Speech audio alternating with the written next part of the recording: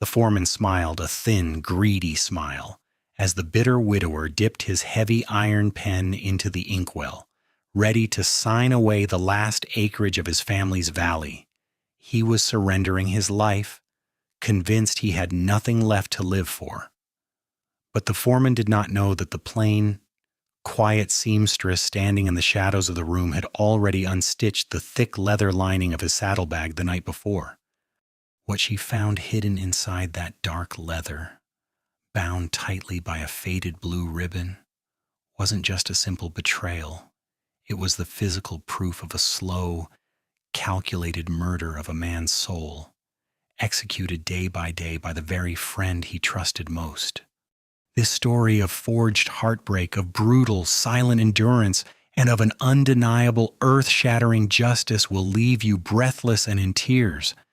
Before we continue, tell us in the comments which country you're watching from and what time it is there. Martha was 42 years old when the town of Oakhaven decided she had outlived her usefulness. Her hands were heavily scarred. They bore the brutal evidence of 20 years spent cutting thick canvas, mending heavy wool coats, and hauling wooden crates for her father's dry goods store. She had built that business alongside him with her own cracked, bleeding fingers. When her father's lungs finally surrendered to the damp, unforgiving winter air, Martha did not weep. She fetched a basin of warm water. She washed his frail body. She dressed him in the black suit she had tailored herself. She paid the gravedigger with coins she had saved in a tin jar. She did what needed to be done. Grief was a luxury she could not afford. Then, her younger brother arrived. Thomas had not been seen in 5 years. He brought a slick-suited lawyer from the city. He brought a piece of paper. The signature at the bottom did not look like their father's trembling, arthritic hand. The letters were too bold, too steady. It was a forged will. But the lawyer had a heavy wax seal, and the local judge owed Thomas a favor. The paper dictated that the store, the 2-story house, and the bank accounts belonged entirely to the son. Martha was left with nothing but the clothes on her back and a single battered leather trunk. She stood on the wooden boardwalk outside the store. The morning air was bitter, biting at her exposed neck. Frost clung to the edges of the horse troughs in jagged spikes. Thomas stood in the doorway, physically blocking the warmth of the cast iron stove radiating from inside. He didn't look her in the eye. He just stared at her worn, scuffed boots. He handed her a cheap envelope. Inside was a one-way train ticket. Reverend Miller walked past. He tipped his black felt hat. He looked at Martha, then looked away, suddenly fascinated by the mud on his shoes. He said nothing about justice. He said nothing about the 2 decades she had spent cleaning the church pews and mending the choir robes for free. Sheriff Brody stood across the dirt street, leaning heavily against the hitching post. He chewed on a split matchstick. He watched a woman being robbed of her entire life in broad daylight. He did absolutely nothing. Morality in this town belonged strictly to the men who held the deeds and bought the drinks. Martha picked up her trunk. It was heavy. The leather handle dug into her calloused palm. It pulled sharply at her shoulders. She welcomed the pain. The sharp ache in her muscles gave her something real to focus on, something to distract her from the hollow, echoing void opening in her chest. She walked toward the train station. She did not look back. Looking back would not change the locks on the doors. The ticket her brother handed her was bound for the west, into the deep, unforgiving frontier. She boarded the rail car. The seats were hard, splintered wood that caught on her skirts, and the air inside the car was thick.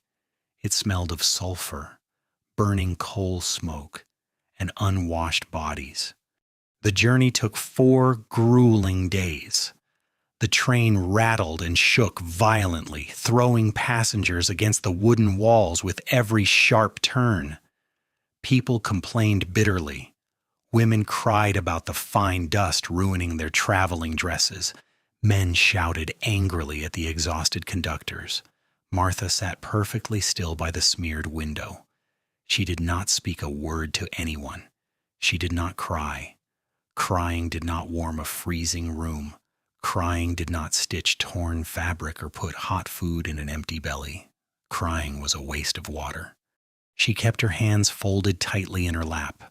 Her knuckles were white, the skin pulled taut over the bone. She watched the landscape change through the dirty, soot-stained glass. The green, rolling hills of her youth died away. The tall pines became sparse, replaced by twisted, stunted brush. Soon, the earth turned a dull, lifeless brown. The world stripped itself down to bare rock and choking dust. It matched the quiet devastation inside her perfectly. When the train finally groaned to a halt at a desolate, wind-swept outpost, she was forced to transfer to a stagecoach. The coach was far worse than the train. It plunged recklessly into the high, barren plains. The wind howled furiously through the wide cracks in the wooden doors. The cold bit straight through her thin wool coat, settling deep and heavy into her joints. The other passengers huddled under thick blankets, shivering violently and cursing the miserable weather. Martha simply endured. She focused on the rhythmic, pounding thud of the horse's hooves against the hard earth. She focused on the steady, throbbing ache in her lower back. The physical discomfort was a necessary shield. If she focused entirely on the biting cold, she didn't have to feel the sting of her brother's betrayal. If she focused on the pure exhaustion threatening to pull her under, she didn't have to think about the home, the hearth, and the life she would never see again. She was heading into the void. She had no money. She had no family. She had only her labor and the quiet iron will to survive the winter. The stagecoach lurched to a violent, bone-rattling halt. The driver did not offer a hand to help her down. He did not speak a single word of comfort. He simply unstrapped her battered leather trunk from the roof and let it drop heavily into the dry, packed dirt of the crossroads.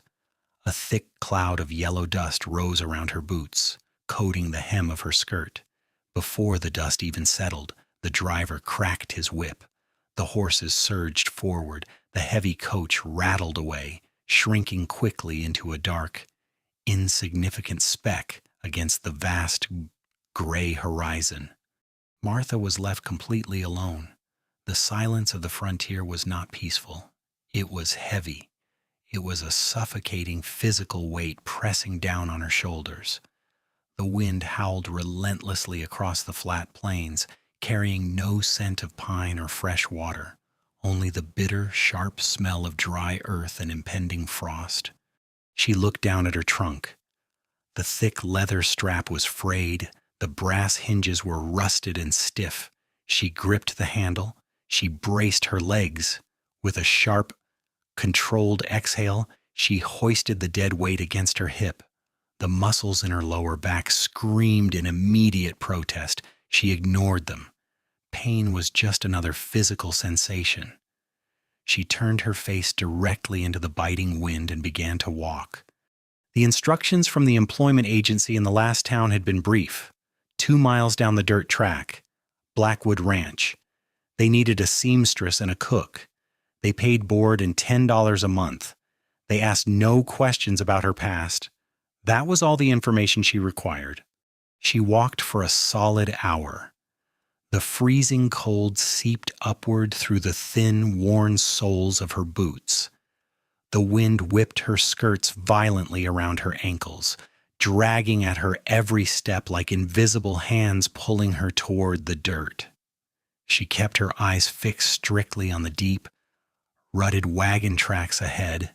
She refused to look at the empty, sweeping plains. The sheer, overwhelming scale of the landscape was designed by nature to make a person feel small and defenseless. She already felt small. She did not need the land to remind her. Finally, a structure appeared in the near distance. It did not rise proudly from the earth. It seemed to crouch defensively against it, bracing for the next blow. Martha stopped at the property line. Two thick wooden posts held up a sagging, warped crossbeam.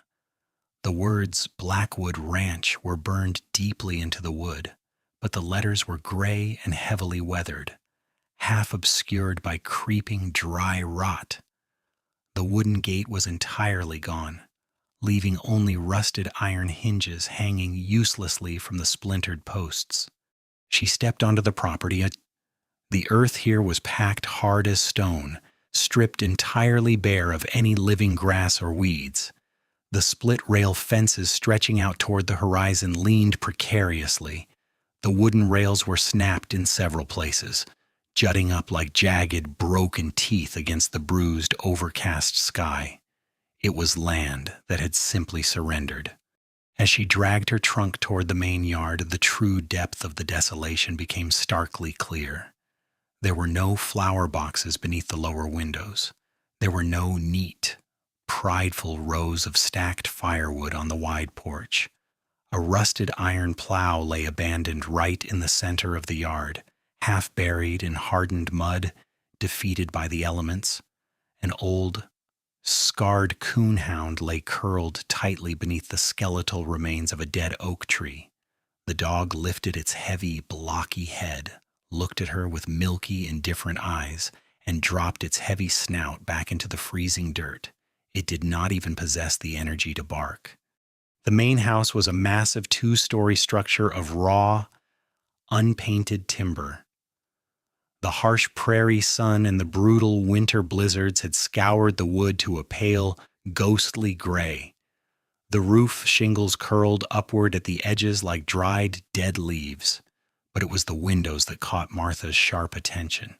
They were dark, empty voids. There were no lace curtains pulled back to let in the afternoon light. There were no glowing oil lamps flickering warmly in the gloom. The house stared out at the barren plains with dead, hollow eyes. It was not a home. It was a towering monument to grief.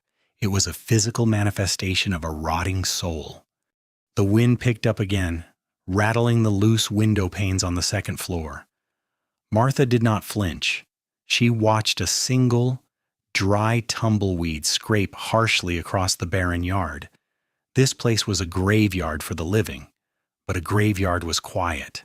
A graveyard demanded nothing but back-breaking maintenance and respect for the dead. If there were ghosts walking inside this house, Martha was fully prepared to work alongside them. She had brought plenty of her own ghosts in her heavy trunk anyway. Martha did not feel pity. Pity was a useless emotion. Pity did not fix a collapsed roof or mend a torn winter coat. She looked at the peeling wood and the rusted iron, and she saw exactly what she needed. She saw endless, grueling, physical labor. She saw a place so utterly consumed by its own decay that no one would ever care about the deep scars on her hands or the hollow silence in her chest. She walked up to the front steps. The warped wooden planks groaned heavily beneath her boots. The sharp sound echoed loudly across the empty yard. She reached the door. The ornate brass doorknob was tarnished completely black from years of neglect. She set her heavy trunk down. The thud was final. She did not knock immediately. She took one long, slow breath of the freezing air, feeling it burn her lungs. She smoothed the front of her worn wool skirt. She took the memory of her father's dry goods store, the warmth of the cast iron stove, and the cruel, triumphant smirk on her brother's face, and she buried it deep beneath a thick layer of mental ice. She locked it away. She raised her calloused, scarred fist. She knocked twice on the heavy wooden door. The sound was sharp, practical, and entirely devoid of hope.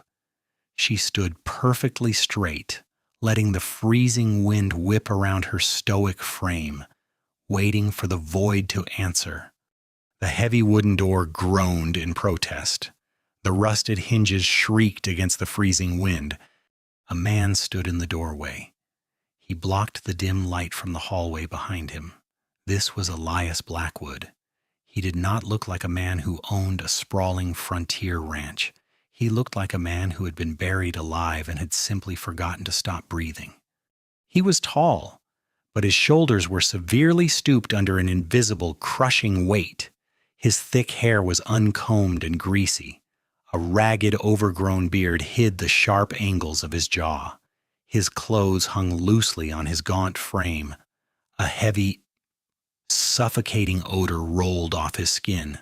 It was the sharp, sour stench of cheap rye whiskey mixed with the stale, metallic scent of unwashed sweat and deep, festering decay. But it was his eyes that made Martha stop. They were entirely hollow. The irises were a pale, washed-out blue, like the sky just before a heavy snow. There was no spark of anger in them. There was no curiosity. They were the eyes of a dead coal. "You the woman from the agency?" His voice was a harsh, scraping rasp. It sounded like two dry stones grinding together. It was a voice that had not been used for normal conversation in a very long time. "I am," Martha said. Her voice was flat. She offered no smile. She offered no polite greeting. Elias stared at her scarred hands gripping the heavy leather trunk. He did not offer to help her carry it. He simply stepped back into the shadows of the hallway. "Come in. Shut the door. The draft is bad." Martha dragged the trunk over the raised wooden threshold. The iron corners of the box scraped loudly against the floorboards. She pushed the heavy door shut behind her. The click of the iron latch sealed out the howling wind. The interior of the house was freezing. It was colder inside than out on the plains. The air was thick and stale, trapping the smell of old wood ash and rotting despair. Dust coated every visible surface in a thick, gray blanket. A large stone fireplace dominated the main parlor, but the hearth was completely dark. The ashes inside were dead and cold. Empty amber whiskey bottles were clustered around the legs of a heavy oak armchair like a small, glassy graveyard. Elias did not look at her. He walked slowly toward the dark fireplace. His boots dragged heavily on the wood. He pointed a shaking, calloused finger toward a massive pile of stiff, mud-caked canvas stacked in the corner of the room. "Those are the grain sacks," Elias said. He did not turn around. "They are torn. The winter wheat needs bagging by month's end. You mend the sacks, you cook the meals, you keep the fires lit." He finally turned to look at her. The pale light from the dirty window caught the deep, dark bags under his eyes. "Here are the rules," Elias stated. His tone was not cruel. It was simply devoid of any human warmth. "Keep quiet. Do not ask about my past. Do not ask about this ranch. And stay out of the east bedroom at the top of the stairs. The door is locked. Do not touch the handle, nor do the work. And you will be paid your $10 on the first of the month." Martha looked at the massive pile of heavy, torn canvas. She looked at the dead fireplace. She looked at the broken man standing before her. "Where is the kitchen?" she asked. Elias blinked. The complete lack of judgment or pity in her voice seemed to confuse him for a fraction of a second. He pointed a thumb over his shoulder toward a dark archway. "Through there. Your cot is in the pantry." Before Martha could pick up her trunk, the back door of the kitchen violently burst open. Heavy, snow-covered boots stomped loudly on the floorboards. The noise shattered the oppressive silence of the house. A broad-shouldered man strode into the parlor. He wore a thick buffalo hide coat and a wide-brimmed hat. He brought a blast of freezing air and an overwhelming, boisterous energy with him. This was Judd, the ranch foreman. Judd had a thick mustache and a wide, easy smile that showed all his teeth. To the untrained eye, he looked like the very picture of robust, free, frontier vitality. But Martha was not untrained. She watched the way he moved. He walked into Elias's house like he already owned the deed. "Elias, my friend!" Judd boomed. His voice was too loud for the quiet room. He slapped a heavy, leather-gloved hand squarely onto Elias's stooped shoulder. The impact made Elias flinch and shrink further into himself. "Judd?" Elias mumbled, looking down at the floorboards. "Brought the new ledgers from town," Judd said, his wide smile dropping into an expression of deep, exaggerated sympathy. He pulled a thick, leather-bound book from his coat pocket and tossed it onto the dusty dining table. The heavy book landed with a loud smack. "I hate to say it, Elias, I really do. But the numbers are bleeding us dry. The herd is thinning. The bank is getting restless. I've been covering the supply lines out of my own pocket just to keep the boys fed, but I can't hold the dam forever." Elias stared at the ledger like it was a venomous snake. His hands began to shake violently. He immediately turned toward the nearest empty whiskey bottle, realized it was dry, and gripped the back of the oak chair until his knuckles turned white. I can't look at it today." "Judd," Elias whispered, his voice cracking. "I can't." Judd's eyes gleamed. It was a fast, microscopic flash of pure, predatory triumph. Martha saw it. She stood perfectly still in the shadows by the door, her hands folded over her plain skirt, observing the geometry of the room. "Hey, it's all right, brother," Judd said softly. He patted Elias's back, a slow, patronizing rhythm. "You just rest. You've been through too much. No man should carry the grief you carry. The town understands. The doctor said you need peace. Maybe it's time to seriously think about the offer I made last week. Sell the land to me. I'll take on the bank's debt. You take what little cash is left, move back east, and finally get some rest. You're dying out here. Elias." Elias closed his eyes. A tear leaked out, cutting a clean track through the grime on his face. "Maybe," he choked out. "Maybe you're right." Judd smiled again. A warm, brotherly smile. Then he turned and noticed Martha standing by the door. His smile instantly vanished. His eyes dragged up and down her plain, worn dress, assessing her value and finding it completely worthless. "Who's the stray?" Judd asked. His voice dropped the friendly charade. It was cold and sharp. "The agency woman," Elias mumbled, not looking up, "to mend the sacks." Judd scoffed. He stepped close to Martha. He smelled of chewing tobacco and raw ambition. "Listen to me, old woman," he sneered quietly, making sure Elias couldn't hear. "You do exactly as you're told. You don't bother the boss. You keep your head down, or I'll throw you out into the snow myself, understand?" Martha looked directly into Judd's eyes. She did not blink. She did not flinch. She simply picked up her heavy trunk. "I understand," she said flatly. She walked past him, her shoulder brushing his heavy buffalo coat, and headed straight into the dark kitchen. The work was waiting. Martha opened the door to the pantry.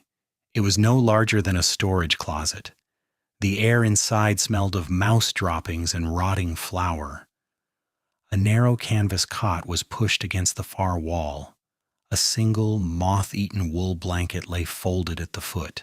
There was no window. There was no mirror. She set her heavy leather trunk down on the uneven floorboards. She did not open it. There was nothing inside that box that could help her here. The past was dead weight. She walked immediately to the massive cast iron stove. It was freezing to the touch. The ash box was completely overflowing, spilling gray dust onto the floor. Martha found a rusted tin bucket and an iron shovel. She began to scoop the dead ash. The fine dust rose in a cloud, coating her face and drying out her lips. She did not cough. She carried the heavy bucket out the back door and dumped it into the freezing wind. Next to the back porch was a wood pile. The logs were damp and uncut. A heavy splitting axe was buried in a thick stump. Martha walked to the stump. She wrapped her scarred hands around the thick hickory handle. It was splintered and rough. She planted her boots firmly in the frozen dirt. She lifted the heavy iron head high above her shoulders. She swung. The blade bit deep into the wet wood with a sharp, violent crack. The shock reverberated up her arms, rattling her teeth. She pulled the axe free. She swung again. Crack.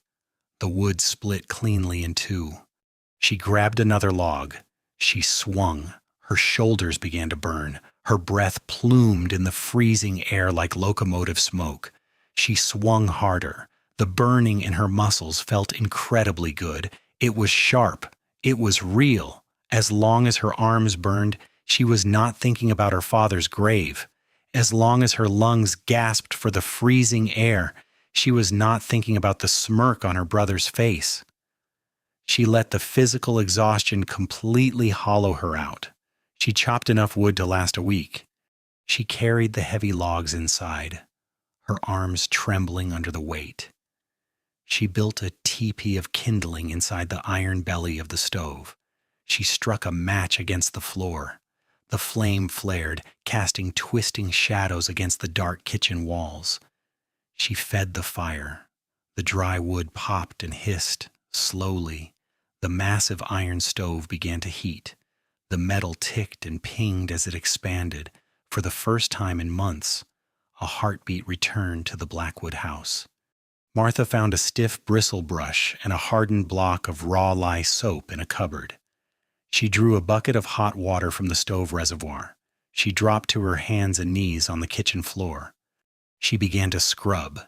She pressed her entire body weight into the wooden brush. The water turned black immediately, thick, with years of accumulated grease, mud, and spilled whiskey. The lye was harsh. It bit fiercely into the microscopic cuts on her knuckles. It stung like fire. She welcomed the sting. She scrubbed harder. She moved in rhythmic, punishing circles. The rough floorboards scraped the skin off her knees through her thin skirt. She did not stop. She scrubbed the kitchen. She scrubbed the hallway. She crawled across the floor like a penitent, washing away the physical decay of the house while her own internal decay was pushed deeper into the dark. By nightfall, the house smelled of harsh soap and wood smoke. It was completely silent. The wind battered the exterior walls, but inside, the air was still. Martha lit a single, low-burning oil lamp. She carried it to the dining table. She dragged the massive pile of stiff, mud-caked canvas grain sacks into the dim circle of yellow light. She pulled a thick iron needle and a spool of heavy waxed thread from her apron pocket. She sat in the wooden chair. She spread the first torn sack across her lap. The canvas was brutally thick. It had the texture of dried tree bark. She positioned the needle against the torn edge. She pushed. The fabric fought back. She pressed her thumb heavily against the eye of the needle, forcing it through the tough weave. Push, pull tight. The thick thread made a sharp, rasping sound as it dragged through the canvas. Push, pull tight. By the third sack, the skin on her thumb split open. A bright bead of dark red blood welled up. It smeared against the pale canvas. Martha did not flinch. She reached into her pocket, pulled out a small scrap of cotton rag, and wrapped it tightly around her bleeding thumb. She picked up the needle again. Push, pull tight. The pacing of the house slowed down to a crawl. Time ceased to exist as days or hours. Time was only measured in tasks. Chop the wood, boil the water, scrub the floors, mend the sacks. The loneliness in the house was absolute. It was a heavy, physical presence that sat in the empty chairs and lurked in the dark corners. Martha never saw Elias during the day. He remained trapped in the shadows of the parlor, slumped in his armchair, staring at the dead fireplace while clutching a fresh bottle of amber liquid. He was a ghost haunting his own bones. He did not eat the hot stew she left on the table. He did not notice the clean floors. He was actively trying to die. Martha was a machine. She moved through the house silently, keeping the fires burning and the canvas mended. They were two broken people, sharing the same roof, completely isolated by their own private oceans of grief. And directly above them, at the top of the stairs, the door to the east bedroom remained securely locked. The days bled into weeks. The deep frontier winter finally arrived. It did not snow gently, it assaulted the house. The wind drove sharp. Tiny crystals of ice against the glass panes with the sound of thrown sand. Frost formed thick, white fern patterns on the inside of the windows. The cold was absolute. Martha did not stop moving. Movement was heat. Heat was life. She woke at 4 a.m.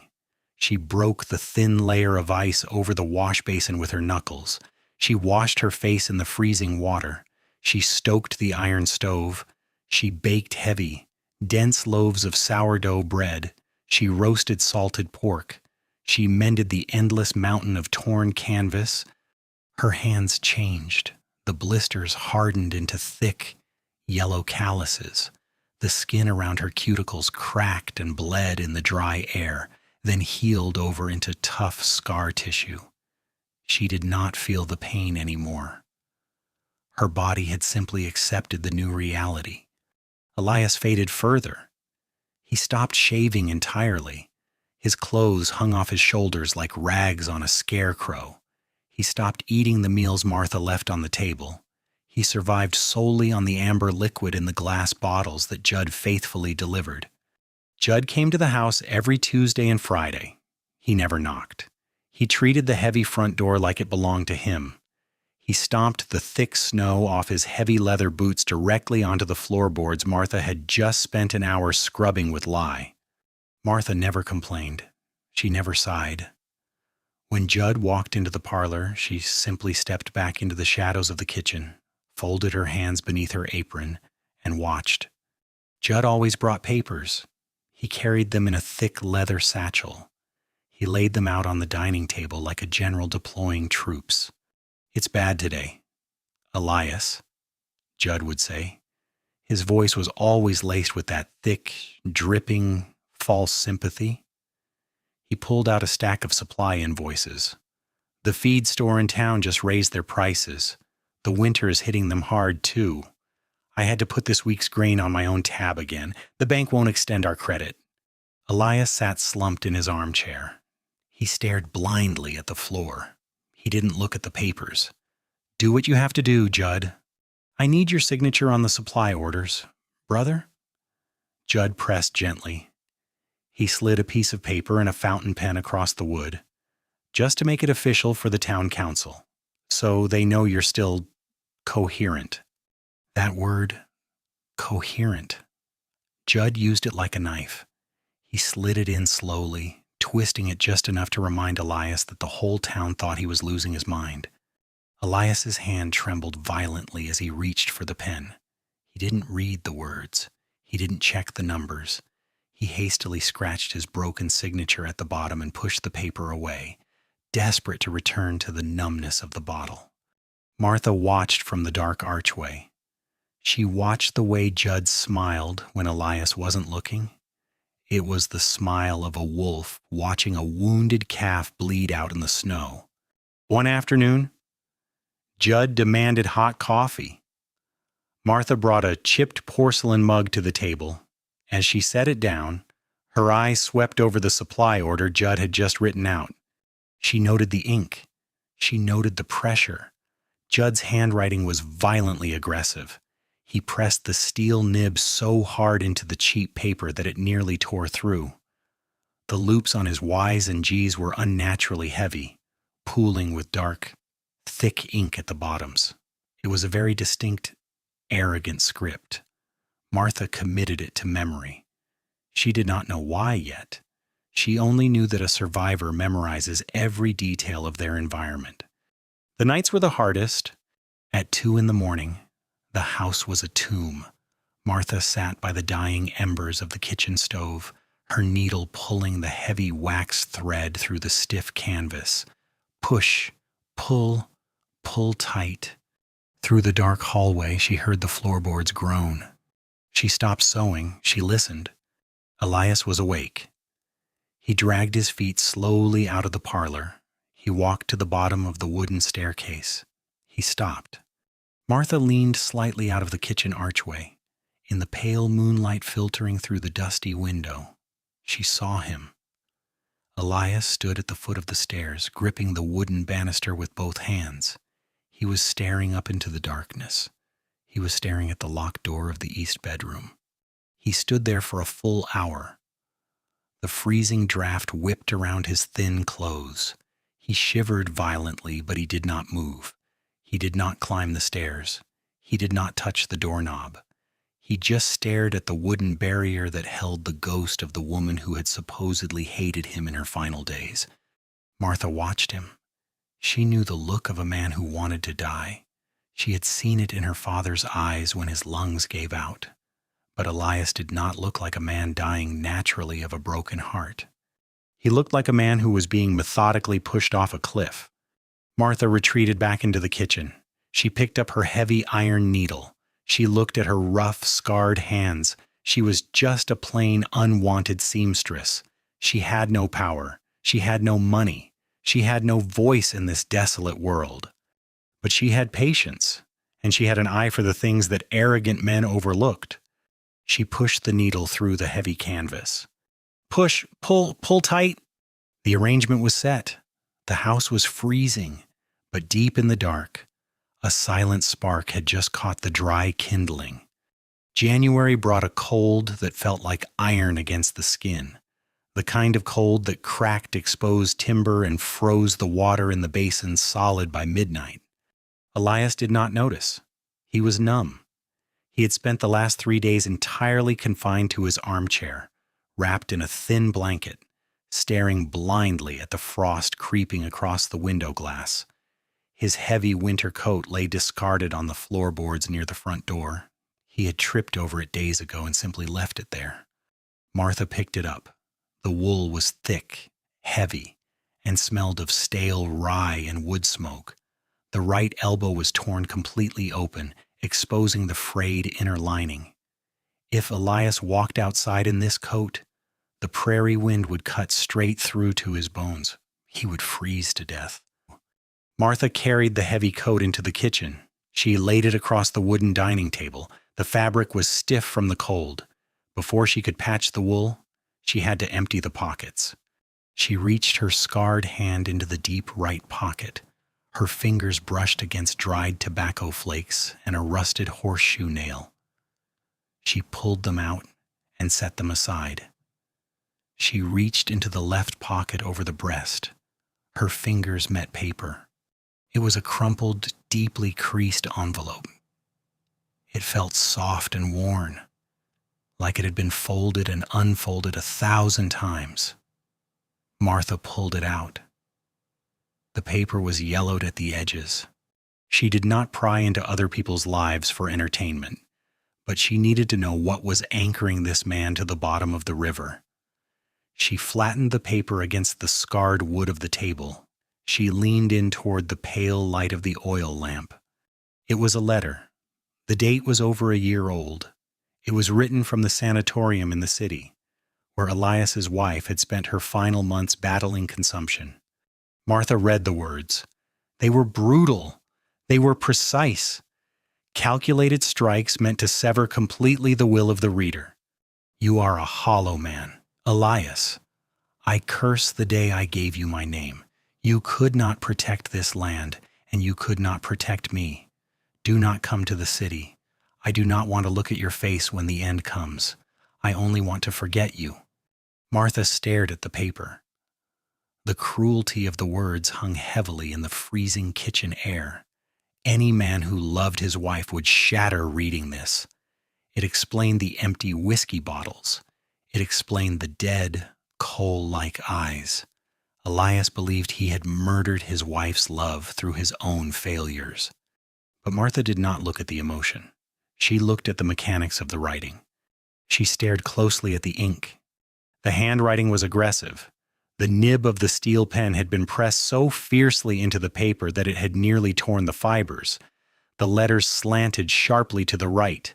And then there were the loops, the bottom loop of the Y in U, the heavy, dragging tail of the G in forget. The dark ink pooled heavily at the exact bottom of those loops. Martha stood perfectly still. The ticking of the kitchen clock seemed to echo like hammer strikes. She walked quietly to the pantry. She retrieved the stack of supply invoices Judd had left on the counter the day before. She brought them to the table. She laid them side by side with the cruel letter. She traced the shape of the Y on Judd's grain order. She traced the shape of the Y on the dying wife's letter. They were identical, down to the exact heavy-handed pressure, down to the microscopic drag of the steel nib. A dying woman with consumption did not write with the aggressive, heavy hand of a healthy, broad-shouldered man. The revelation did not make Martha gasp. It did not make her cry. It made her jaw set like stone.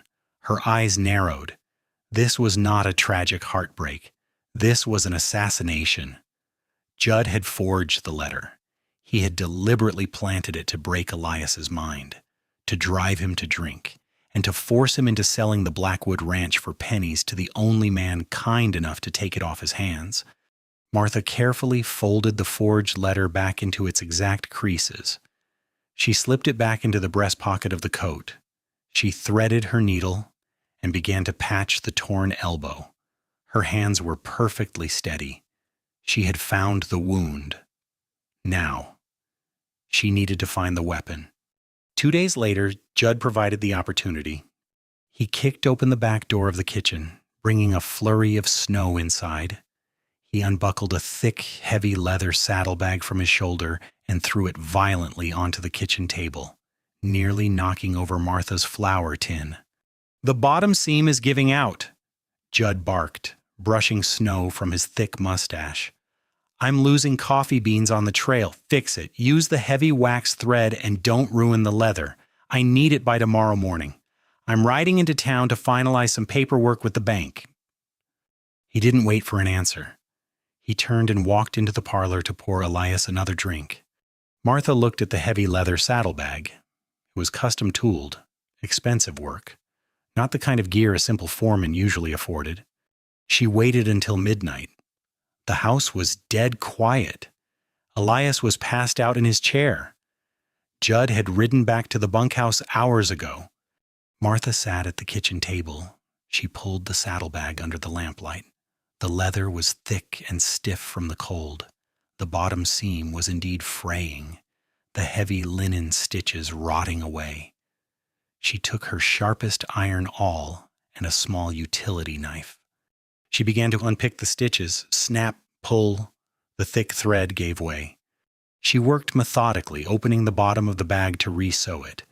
As she pulled the leather flaps apart, her fingers brushed against something hard inside the lining. It was not the raw underside of the leather. It was a secondary piece of stiff canvas, sewn tightly into the interior wall. It was a false bottom. Martha paused. She glanced toward the dark archway of the hallway. Total silence. She took the tip of her utility knife. She pressed it against the hidden canvas seam. She cut. The fabric parted with a quiet ripping sound. She slid her fingers into the dark gap. She touched paper, lots of it. She pulled her hand out. She was holding a thick bundle of envelopes. They were bound tightly together with a faded pale blue ribbon. The edges of the envelopes were clean. The paper was expensive. Martha untied the ribbon. She slipped the top letter from its envelope. She held it close to the oil lamp. The handwriting was entirely different from the forged letter in Elias's coat. This script was delicate. It was sweeping and light. It trembled slightly, the true physical mark of a woman lacking physical strength. Martha read the first lines. "My dearest Elias, the winter here is cold, but the memory of our porch keeps me warm. I miss the smell of the pines. I miss your heavy footsteps in the hall. You are my only anchor in this dark place. The doctors say I am failing, but my love for you has never been stronger, and please do not despair. You gave me the best years of my life." Martha stopped reading. She looked at the thick stack of letters in her hand. There were dozens of them, a steady stream of deep, profound love, written by a dying woman desperately trying to comfort her husband. Judd had intercepted every single one. He had hidden them away like sick, twisted trophies in the lining of his saddlebag, replacing them with a single, forged piece of absolute cruelty. Martha did not put the letters back. She set the bundle carefully on the wooden table. She picked up her heavy needle and the thick waxed thread. She began to sew Judd's saddlebag back together, sealing the false bottom completely empty. Her movements were sharp, precise, deadly. Judd had built a prison of paper around Elias. Tomorrow, Martha was going to burn it down. Martha tied off the heavy waxed thread on Judd's saddlebag. She snipped the end with her iron shears. The leather looked completely untouched. The thick stitches were perfectly uniform. No one would ever know the false bottom had been breached. She pushed the empty saddlebag to the far edge of the wooden table. She turned her attention back to Elias's heavy winter coat. She could not simply hand the letters to him. He was drowning in a sea of rye whiskey. If she woke him now, he might not comprehend what he was looking at. He might think it was a cruel hallucination. Worse, if Judd rode back early and saw the letters out in the open, the foreman would destroy them and likely kill them both to cover his tracks. The truth needed to strike Elias when his mind was clear, and it needed to be hidden where only he would find it. Martha picked up her sharp utility knife. She turned the heavy wool coat inside out. She found the thick inner lining over the left breast directly above where a man's heart sat. With surgical precision, she sliced through the original thread. She opened a gap in the lining just wide enough to fit her hand. She took the thick bundle of real letters, still tied in their faded blue ribbon. She slid the bundle deep into the inner cavity of the coat. She threaded her needle with a heavy, dark wool thread that perfectly matched the coat's fabric. She began to sew the lining back together. Push, pull tight. She made the stitches microscopic. She wove them perfectly into the existing seam. She left the top inch of the seam just slightly loose, secured by only a single fragile thread. When a freezing man shoved his hands into his coat, his rough knuckles would easily break that single thread. The secret would spill directly into his palms. She finished the knot. She bit the thread off with her teeth. She carried the heavy coat into the freezing parlor. Elias was slumped deeply in his armchair at Seymour, snoring raggedly, a half-empty bottle resting against his thigh. Martha draped the coat carefully over the back of the empty chair next to him. She went back to the kitchen. She waited for the sun. Morning broke with a brutal, biting frost. The temperature inside the house had plummeted. The water in the wash basin was frozen solid. Martha stood at the kitchen counter and she had her hands plunged deep into a heavy wooden bowl of bread dough. She needed the thick mixture. The physical exertion kept her blood moving. The rhythmic thud of her palms against the dough was the only sound in the house. In the parlor, Elias finally stirred. He groaned loudly. The sound was raw and painful. The harsh morning light pierced through the frosted window glass, striking him directly in the eyes. The whiskey was wearing off, leaving behind a pounding, blinding headache and a violent chill. His teeth chattered uncontrollably. His thin shirt offered zero protection against the deep freeze of the room. He needed warmth. He blindly reached out with a trembling, calloused hand. His fingers brushed against the thick wool of his winter coat resting on the adjacent chair. He dragged the heavy garment onto his lap. He shoved his arms into the stiff sleeves. He pulled the lapels tight across his chest to trap whatever body heat he had left. As he crossed his arms, his right hand pressed heavily against his left breast pocket. He paused. There was a stiff, unnatural bulk hidden inside the fabric. It was thick. It was rectangular. Elias frowned. His mind was sluggish, fighting through the fog of the hangover. He shoved his right hand deep into the inner pocket. His rough knuckles hit the seam Martha had carefully prepared. The single thread snapped with a quiet pop. His fingers slid into the gap. They brushed against paper.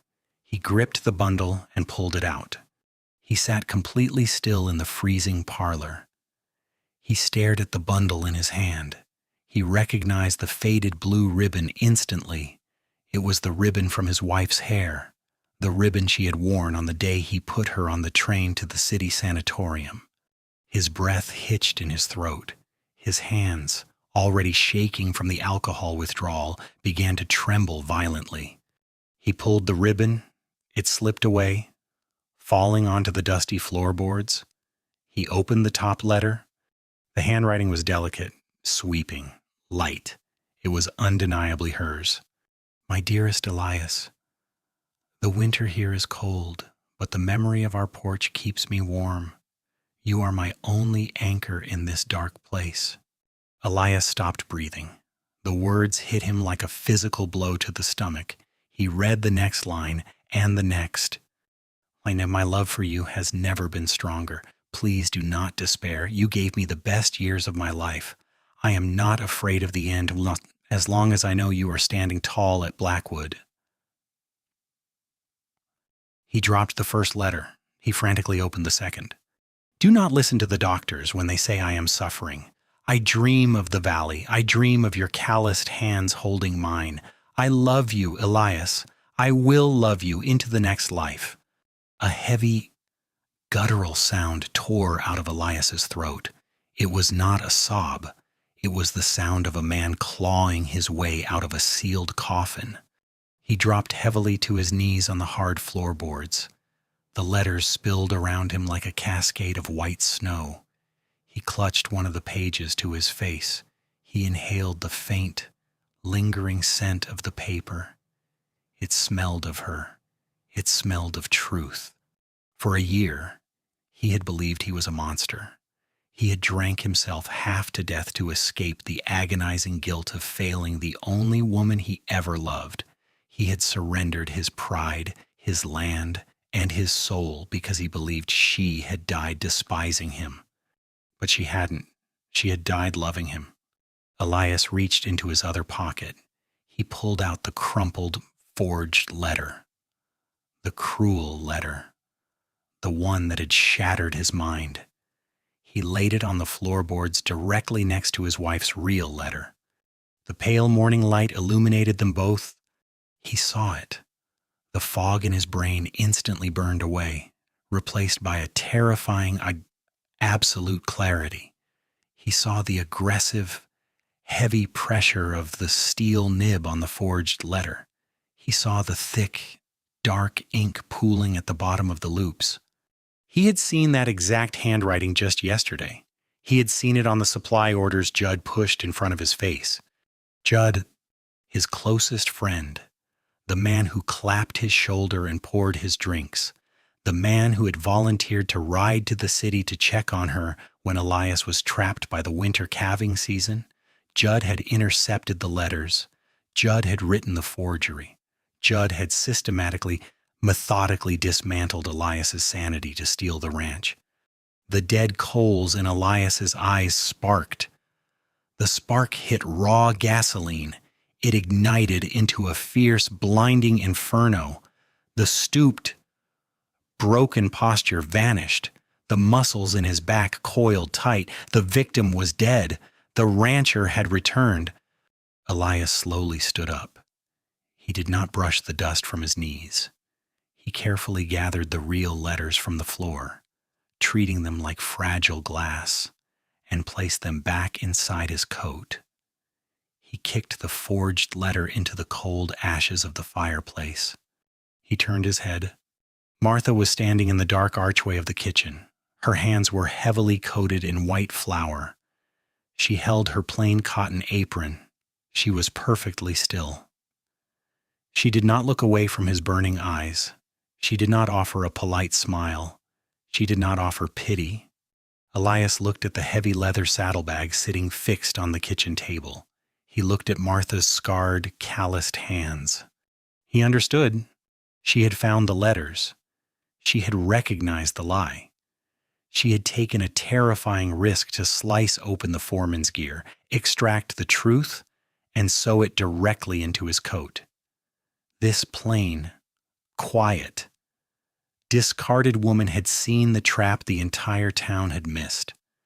She had reached her bleeding hands into the dark and pulled him back from the edge of hell. Elias walked slowly toward the kitchen. He stopped just a few feet away from her. The silence between them was no longer hollow.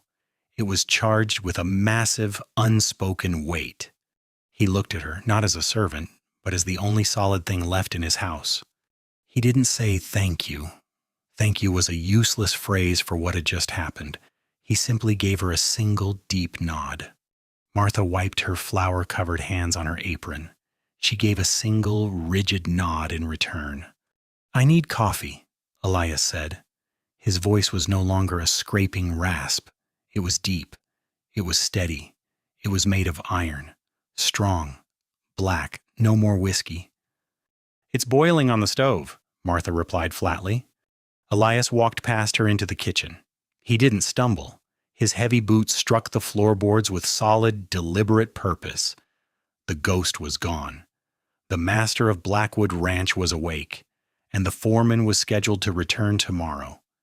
Elias sat heavily at the kitchen table. He gripped the chipped porcelain mug with both hands.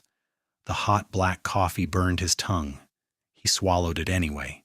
The scalding heat shocked his frozen system. Martha moved quietly from the iron stove. She placed a heavy, scarred wooden board in front of him. On it sat thick slices of fried salted pork, 2 fried eggs, and a massive heel of dense sourdough bread. For a year, Elias had survived entirely on liquid fire. His shrunken stomach recoiled fiercely at the sight of solid food.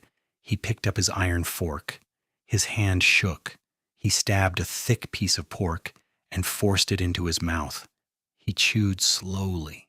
It tasted like ash and heavy grease. He swallowed hard. He took a breath. He took another bite. He ate the entire plate. He wiped the bread across the wood, soaking up the fat. He ate like a man who had just crawled out of a barren desert. When the board was completely clean, he stood up. He walked into the parlor. He grabbed a heavy, empty burlap grain sack from the corner. He began picking up the empty amber whiskey bottles. He tossed them roughly into the sack. The glass clinked and shattered against itself. He didn't care. He dropped to his knees, pulled up a loose floorboard near the hearth, and found 3 unopened bottles. He carried them to the back porch. The wind whipped his hair across his face. He unscrewed the corks with his teeth and poured the amber poison directly into the freezing mud. The sharp, sour stench of rye hit the cold air. Elias watched it sink deeply into the dirt. He was done drowning. He walked back inside. He walked past Martha without a word. He stopped at the foot of the wooden staircase. He looked up into the heavy shadows of the second floor. He did not hesitate this time. He climbed the stairs. The old wood groaned heavily under his deliberate steps. Martha stood at the bottom. She watched him reach the upper landing. He stood perfectly still before the locked door of the east bedroom. He reached into his canvas trouser pocket and pulled out a heavy brass key. He slid it into the lock. It turned with a sharp, metallic click. He pushed the heavy door open. The room smelled intensely of dried lavender and stale, trapped air. The heavy, dark velvet curtains were drawn tight across the windows, blocking out the harsh sun. The bed was perfectly, tightly made.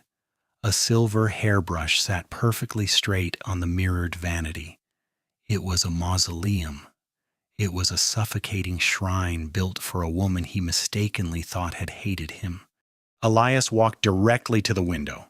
He grabbed the heavy velvet curtains with both hands. He pulled violently. The thick fabric tore away from the iron rod with a loud rip, flooding the room with blinding, harsh winter light. Thick dust danced heavily in the cold air. Martha walked up the stairs. She stepped over the threshold into the room. She did not ask for permission. She walked straight to the vanity, picked up the silver hairbrush, and placed it gently inside an open cedar chest at the foot of the bed. Elias looked at her. He gave a single nod. They worked in complete, rhythmic silence. They stripped the heavy quilts from the bed. They folded the dresses. They packed away the delicate porcelain trinkets. They dismantled the ghost. They took a room of paralyzing death and turned it back into simple wood and glass. The oppressive weight that had crushed the upper floor of the house vanished into the cold air. By late afternoon, the sky outside turned a dark, bruised purple. The wind changed direction violently, howling out of the deep north. The temperature plummeted another 15 degrees in an hour. The blizzard was no longer a distant threat. It was a massive reality.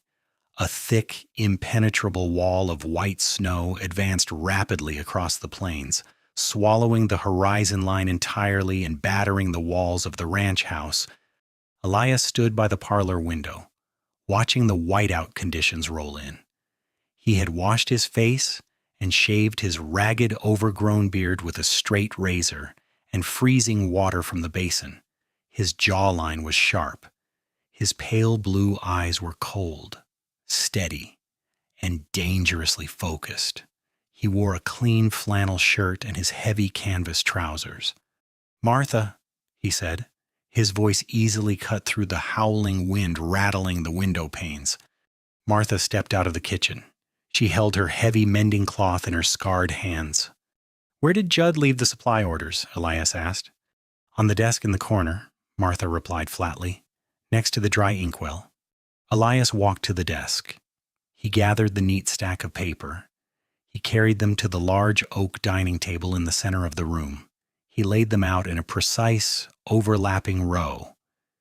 He reached into his coat pocket and pulled out the forged, cruel letter. He placed it directly next to the supply orders. The aggressive, matching handwriting screamed out from the parchment. Finally, he pulled out the thick stack of his wife's real letters. He placed them at the head of the table. He walked to the heavy oak cabinet against the far wall. He opened the glass doors. He pulled out a heavy Colt revolver and a small cardboard box of brass cartridges. Martha watched him closely. Her jaw tightened slightly. She did not speak, but her posture stiffened. Bloodshed would only bring the federal marshals down on Elias. A shootout would turn Judd into a victim and Elias into a swinging corpse. It would give the foreman the final, ultimate victory. Elias looked at the heavy iron gun in his hand. He looked across the room at Martha. He read the silent, practical warning in her dark eyes. He gripped the gun. He broke open the cylinder. He tipped the barrel back. 6 heavy brass bullets fell cleanly into his calloused palm. He dropped the live bullets deep into his pocket. He placed the completely empty gun on the table, using it only as a heavy iron paperweight to keep the documents from blowing away in the drafty room. He was not going to shoot his former friend. A bullet was too fast. A bullet was far too merciful. He was going to crush him with the unbearable weight of his own lies. "He'll come tomorrow," Elias said, staring down at the trap of paper. "He wants the deed signed before the bank completely closes for the winter freeze." "He won't come alone," Martha stated, wiping her hands on her apron. "No," Elias agreed, his voice dropping to a low, dangerous gravel. He'll bring the banker. He needs a respectable witness to my surrender. Martha nodded. She walked back into the kitchen and shoved another heavy, split oak log into the belly of the iron stove. Let the storm howl. Let the freezing wind tear at the roof. The Blackwood Ranch was finally awake, and the trap was perfectly set. The blizzard did not howl. It screamed. It tore at the raw timber of the Blackwood house like iron claws trying to rip the roof off.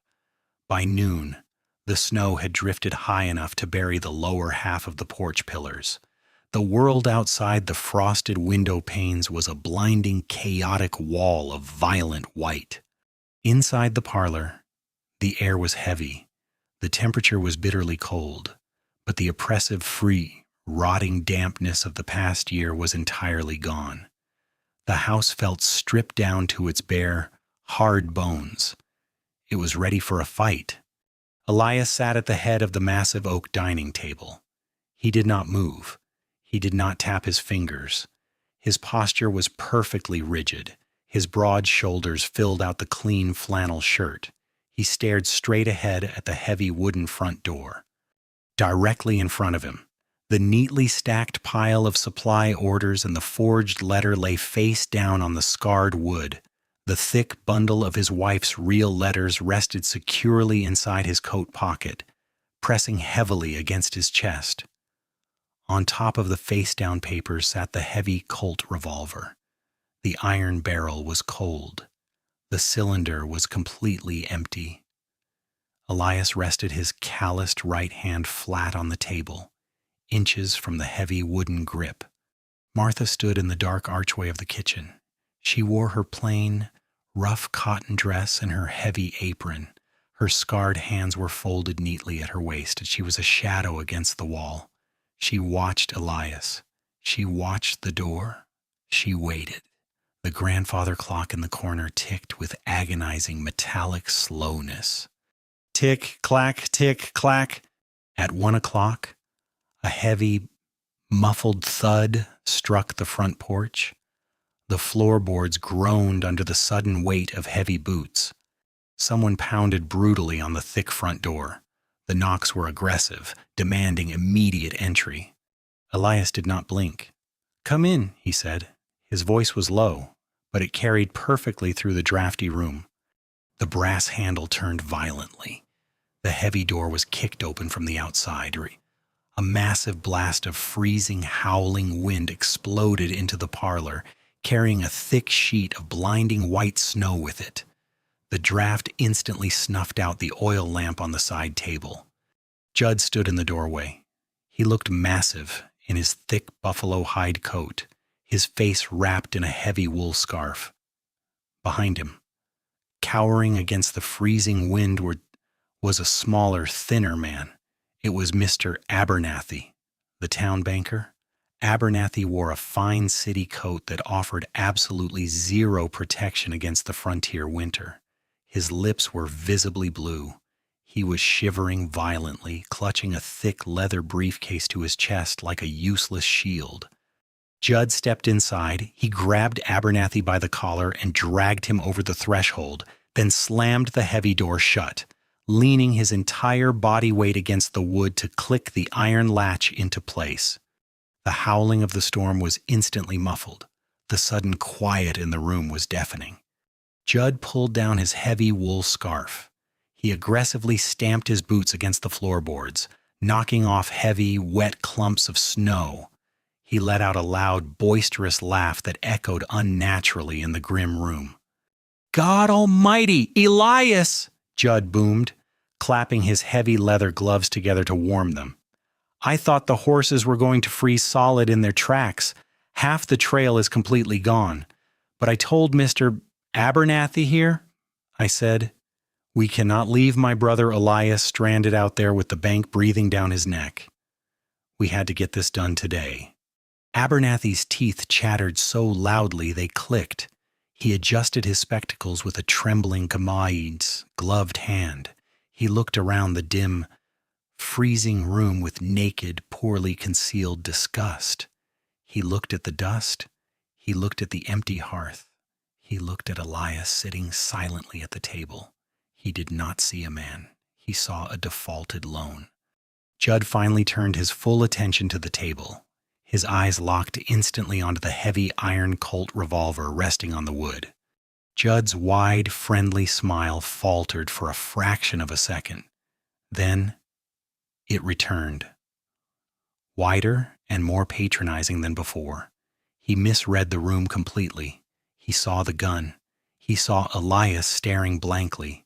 He assumed Elias had finally reached the absolute bottom of his despair. He thought Elias was preparing to put a bullet through his own brain. "Whoa there, brother," Judd said softly. He held up his hands in a gesture of false, deeply insulting peace.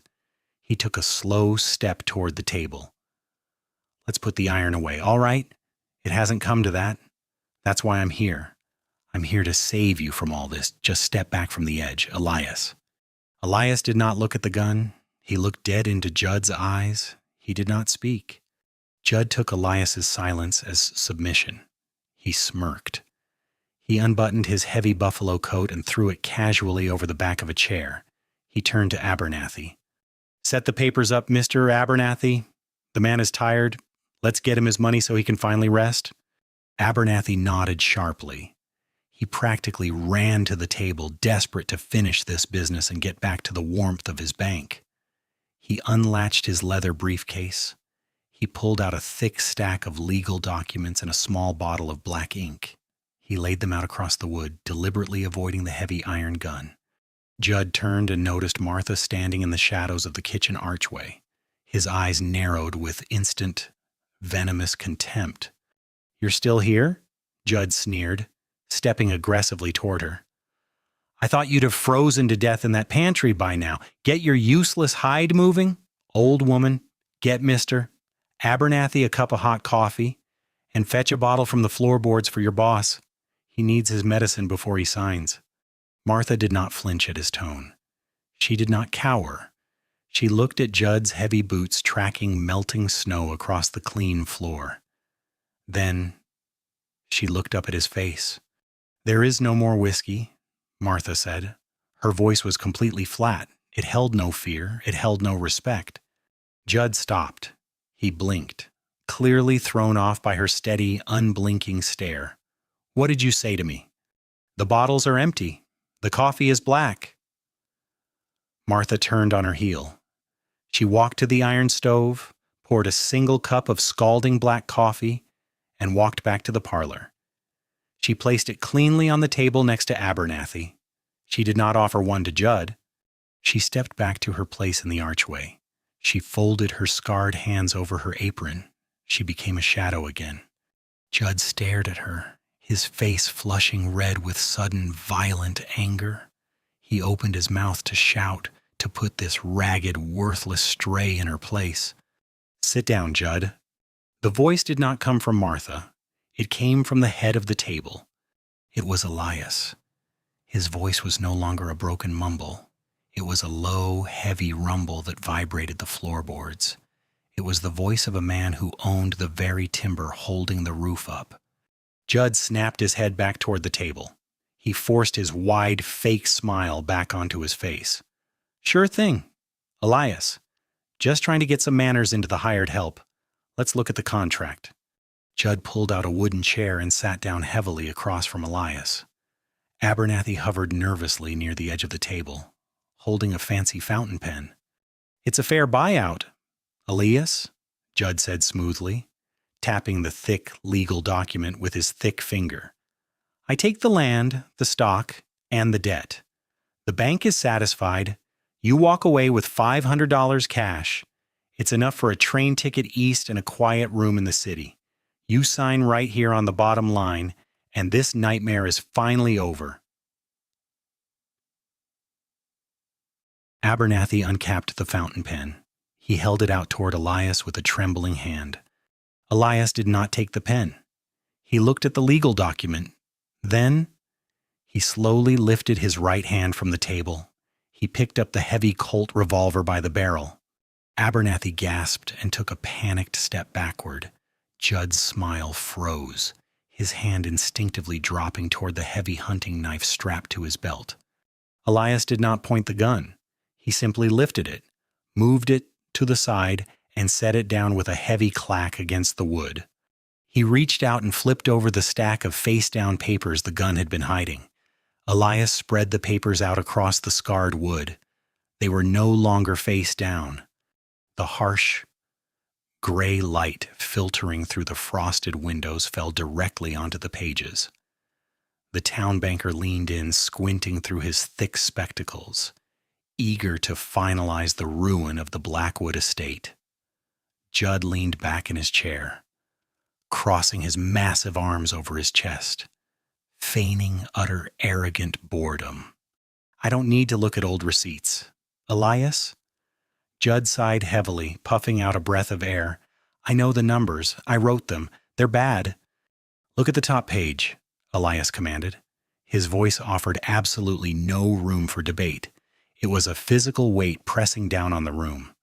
Judd rolled his eyes. He leaned forward. He looked down at the table. His eyes locked instantly onto the wrinkled, yellowish paper of the forged letter. The letter he had written a year ago in the bunkhouse. The letter he had explicitly instructed one of the hired hands to slip into the mail delivery from the city. The false, brotherly smile on Judd's face did not merely slip. It shattered entirely. The blood drained from his cheeks in a single heartbeat, leaving his skin the color of dirty ash. His thick mustache twitched uncontrollably. He stared at the cruel words he had composed. "You are a hollow man, Elias." Directly to the right of the forged letter, Elias had placed the 3 supply invoices Judd had signed just 2 days ago. Elias reached out with a thick, calloused finger. He tapped the heavy, aggressive loop of the Y on the forged letter. Then he moved his finger 2 inches to the right. He tapped the identical ink-heavy loop of the Y's on the supply invoice. He tapped the dragging tail of the G. He tapped the G on the invoice. The silence in the parlor was absolute.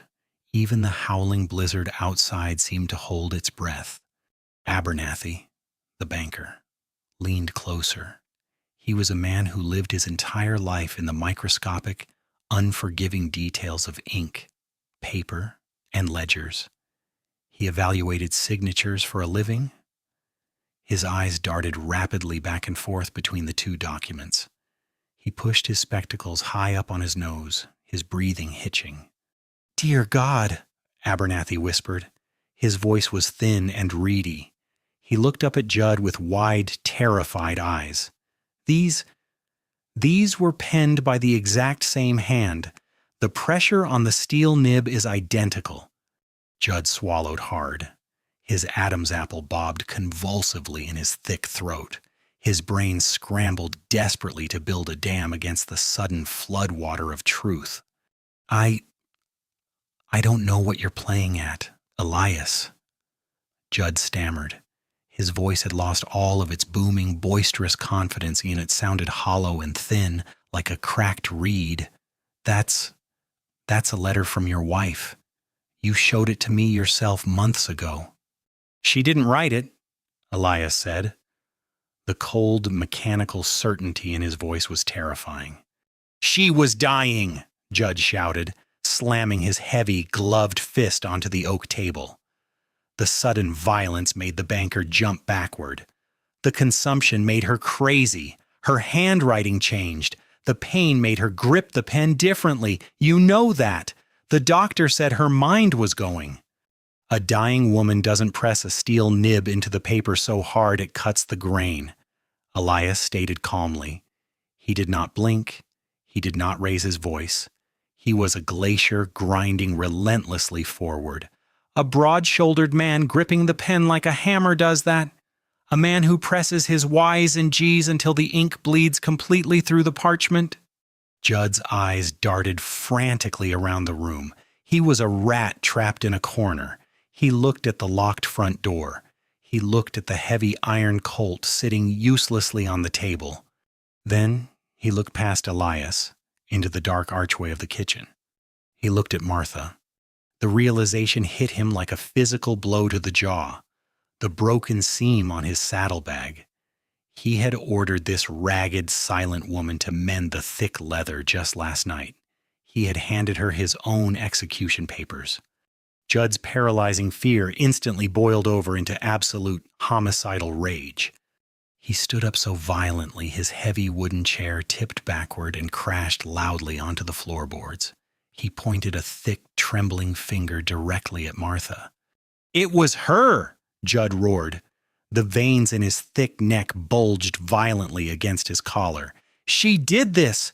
This crazy, white, dried-up old witch. She forged these papers to turn you against me. She's trying to steal the ranch for herself. She wants the deed." Martha did not move. She did not defend herself. She did not gasp in outrage. She let his spit and fury wash over her like a warm, insignificant breeze. The truth did not need to scream to prove it existed. "She's a stray Elias!" Judd spat, taking a heavy, threatening step toward the side of the table. "She's nothing! You don't know where she came from. Her own family threw her out. She's poisoning your mind. Are you going to believe a homeless beggar over the man who kept you breathing for a whole year?" "You kept me drinking," Elias corrected softly. Elias reached his right hand deep into the inner pocket of his heavy winter coat. He pulled out the thick bundle of real letters, the letters wrapped tightly in the faded blue ribbon. He tossed them onto the table. They landed with a heavy, definitive thud directly on top of the bank's foreclosure papers. "You missed these when you cleaned out her trunk at the sanatorium." Judd. Elias lied flawlessly. His voice did not waver. He knew Martha had found them in the saddlebag, but he was absolutely not going to expose her to the law or to Judd's immediate violence. He took the target entirely onto his own chest. The hospital found them hidden under her mattress. They sent them last week, direct to the post office. I picked them up. Judd stared down at the bundle. He recognized the blue ribbon. He knew exactly where those letters had been 24 hours ago. He looked back at Martha, his eyes burning with pure hatred. He knew Elias was lying to protect her. The game was over. The manipulation was dead. "You ungrateful son of a bitch," Judd hissed. The friendly, brotherly mask dissolved completely. His true face emerged from beneath the flesh. It was ugly, cruel, and deeply desperate. "I built this place. While you were inside crying over a sickly, weak woman, I was out in the freeze. I kept the herd alive. I dealt with the rustlers. This land belongs to me by right of sweat." "You embezzled the feed money," Elias said flatly, stating facts like a judge reading a sentence. "You falsified the ledgers, and you tried to murder my mind so you could buy my valley for pennies on the dollar." Judd's hand dropped instinctively to his hip. His thick fingers wrapped tightly around the bone handle of the heavy hunting knife strapped to his belt.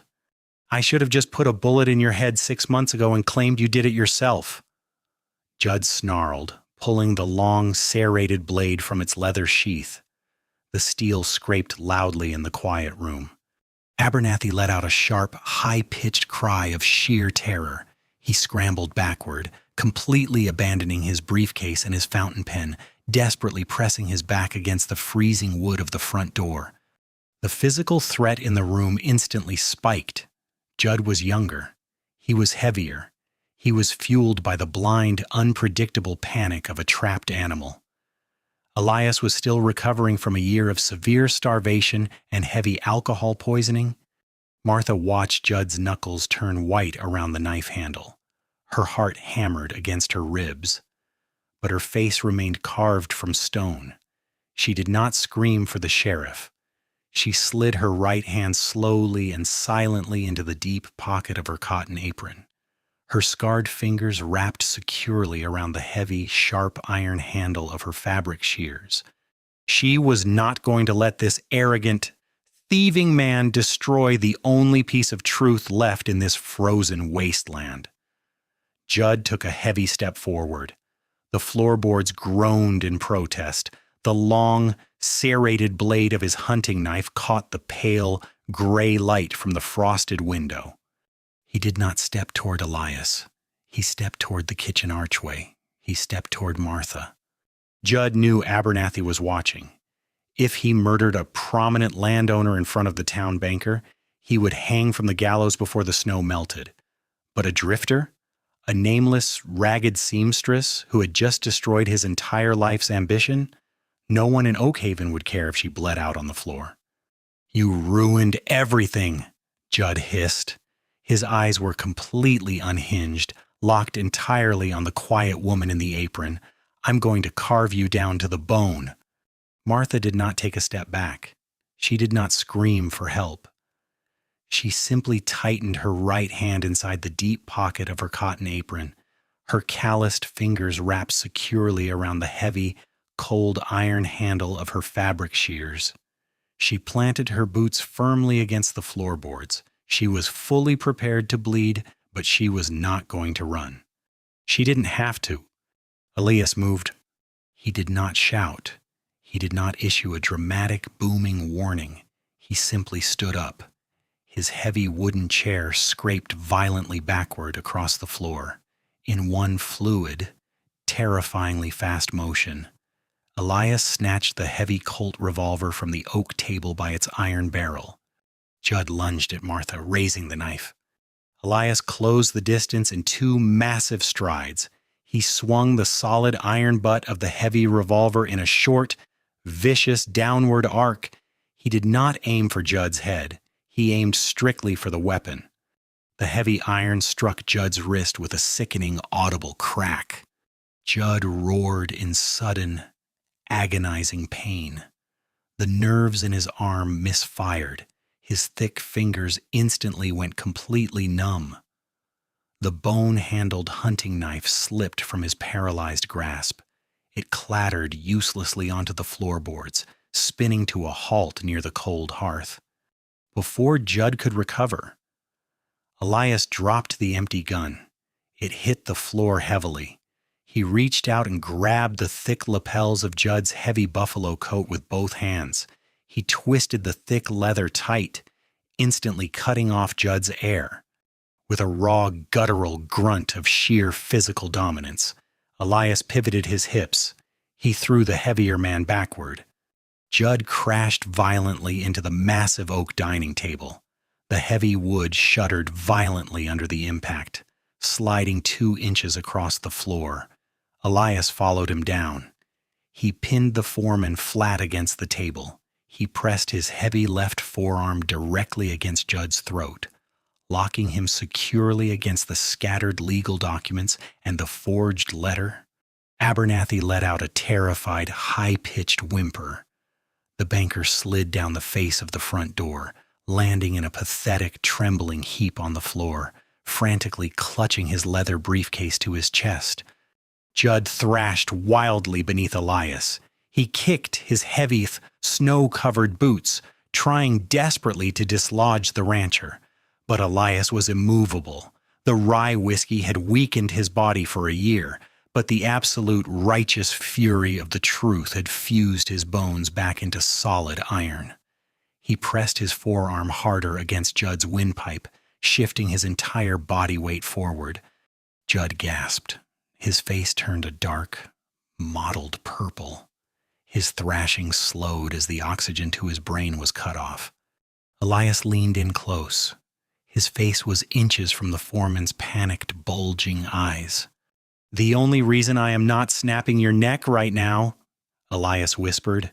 His voice was a low, terrifying rasp that carried perfectly over the howling wind outside, "is because it would force me to bury you on my land, and you do not deserve to rot in my dirt."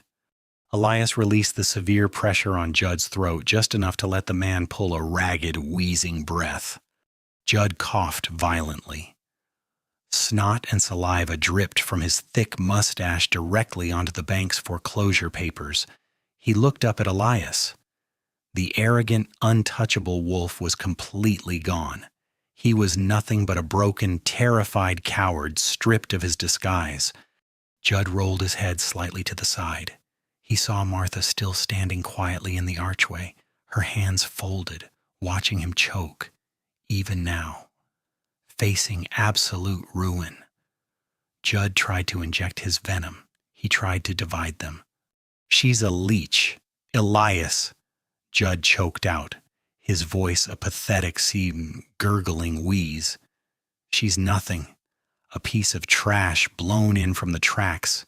You're giving up your fortune. For her?" Elias did not look at Martha.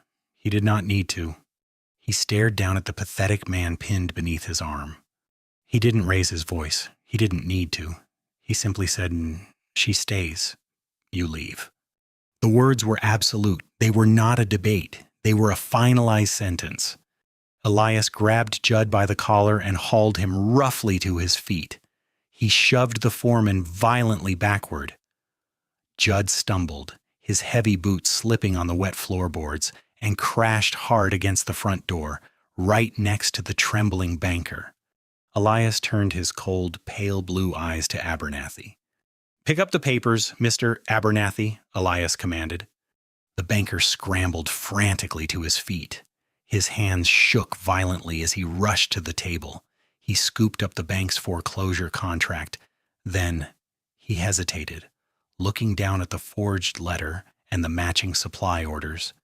"Take them," Elias ordered. "Take the forgeries, take the ledgers, take all of it back to the town council. You tell the sheriff exactly what you saw here today. You tell him Judd falsified bank documents and attempted to seize this ranch through criminal fraud. If the sheriff doesn't arrest him by nightfall, I will ride into town tomorrow and finish this myself." Abernathy swallowed hard. He nodded frantically, his spectacles bouncing on his thin nose. He grabbed the evidence and stuffed it roughly into his leather briefcase, nearly tearing the pages in his absolute panic. He had seen enough violence for one lifetime. He wanted nothing more to do with this foreman. Elias looked back at Judd. Judd was cradling his rapidly swelling right wrist against his chest. He looked at the heavy oak table. He looked at the cold, empty hearth. He looked at the man he had spent 12 months trying to destroy. He realized, with crushing, undeniable finality, that he had lost everything. He had no money, no ranch, and by tomorrow morning he would be a hunted federal fugitive. "Get off my property," Elias said. The tone was perfectly quiet, perfectly cold. Judd did not say another word. He did not offer a parting threat. He blindly reached for the brass handle of the front door, yanked it open, and stumbled out into the blinding, screaming blizzard. Abernathy practically dove out the door right behind him, desperate to escape the suffocating tension of the room. The heavy wooden door slammed shut. The iron latch clicked cleanly into place. The storm outside raged on, but inside the Blackwood house, the oppressive virtual manufactured storm of the past year was entirely, completely broken. The heavy wooden door remained shut. The iron latch held. Elias stood in the center of the parlor. He looked at the floorboards where Judd had just been pinned. He bent down. He picked up his empty Colt revolver by the barrel. He carried it back to the glass cabinet against the wall. He placed it inside and turned the small brass key. He did not need it. The truth was a far heavier weapon. He walked back to the oak table. He gathered the thick bundle of his wife's real letters. He held them carefully in his calloused hands. He did not read them again right now. He did not need to. The poison had been drawn cleanly from his veins. He slid the bundle deep into the inner pocket of his heavy winter coat, resting it against his chest. Martha did not offer a comforting pat on the shoulder. She did not ask if he was all right. She picked up the discarded coffee cup from the table. She walked into the kitchen. She picked up her heavy bristle brush and began to scrub the melted snow and mud Judd's boots had tracked across her clean floor. The work continued, but the house was fundamentally different. The suffocating, invisible smoke that had choked the rooms for a year was entirely gone. The blizzard raged for 2 more days. It buried the plains in a deep, impenetrable white silence. On the 3rd morning, the wind finally broke. The sky cleared into a blinding, painful blue. The sun reflected fiercely off the deep snowdrifts. In the town of Oakhaven, the cold reckoning had already begun. Abernathy had survived the ride back. Fear was a powerful furnace. He had burst into the sheriff's office half frozen, clutching his leather briefcase like a life preserver. He dumped the forged letter, the supply orders, and the bank's foreclosure contracts directly onto Sheriff Brody's desk. Sheriff Brody was a man who respected property above all else. He did not care about morality, but he cared deeply about the law of paper and ink. When he saw the undeniable proof of the foreman's forgery, the identical, heavy, aggressive Y's and G's, his jaw tightened. Judd hadn't just tried to break a man's heart. He had tried to steal a deed through fraud. That was a hanging offense in the West. Brody gathered 3 armed deputies. They mounted their horses and rode out through the deep drifts toward the Blackwood Ranch. They did not go to the main house. They rode straight to the foreman's bunkhouse near the lower pasture. Judd was frantically packing his gear. His right wrist was heavily wrapped in a crude, tight bandage, swollen to twice its normal size from the brutal strike of Elias's revolver.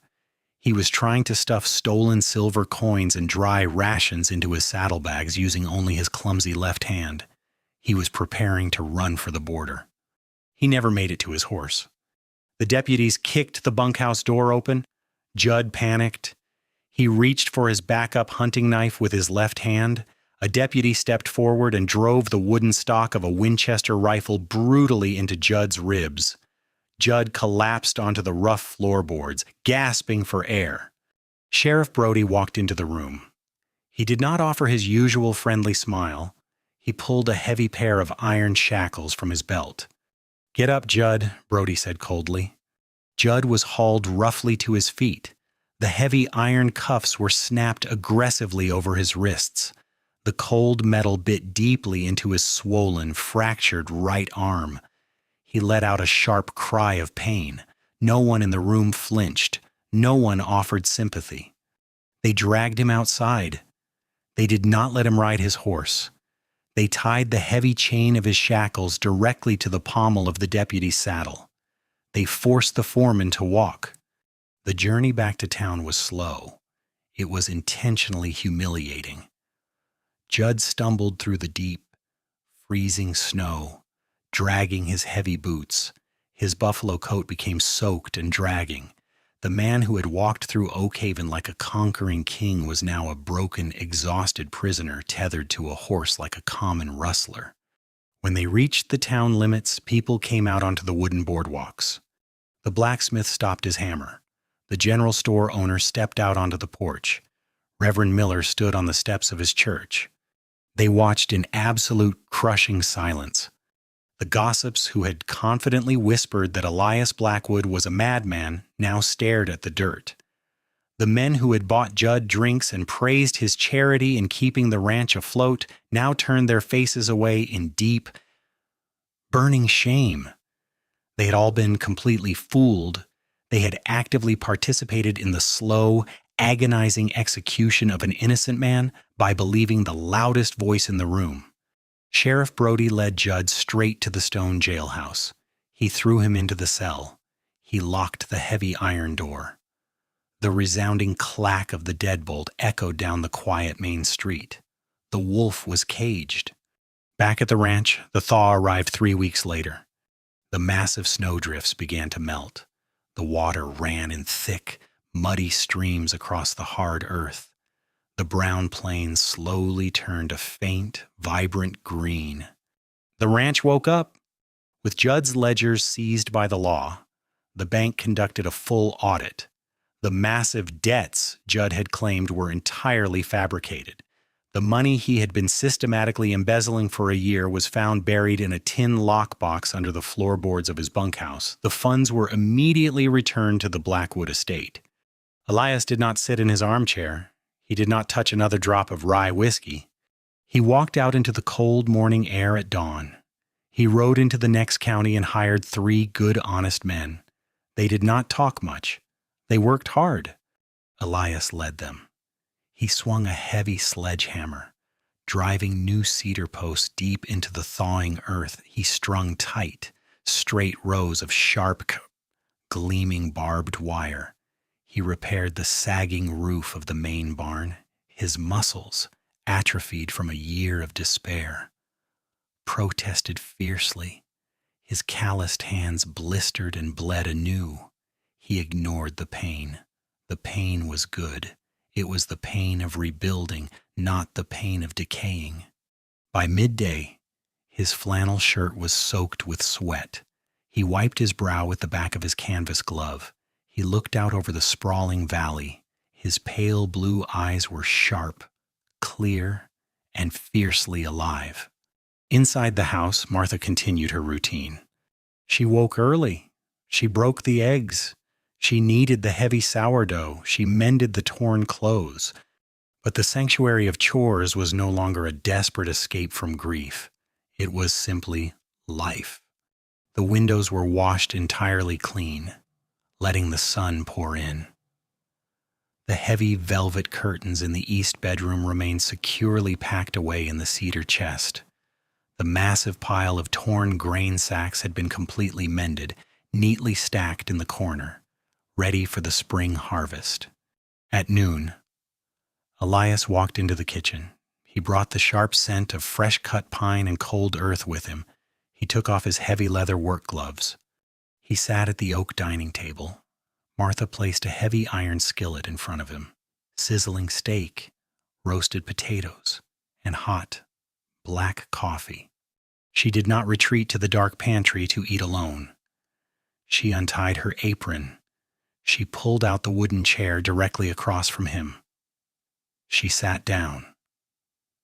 She placed her own plate on the table. They ate in silence. It was not the cold, oppressive silence of two strangers trapped in a tomb. It was the comfortable, steady silence of two survivors who understood exactly what the other was made of.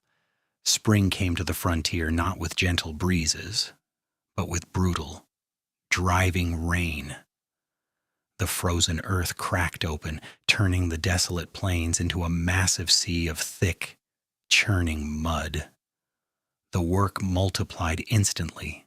Elias was in the saddle before dawn every day.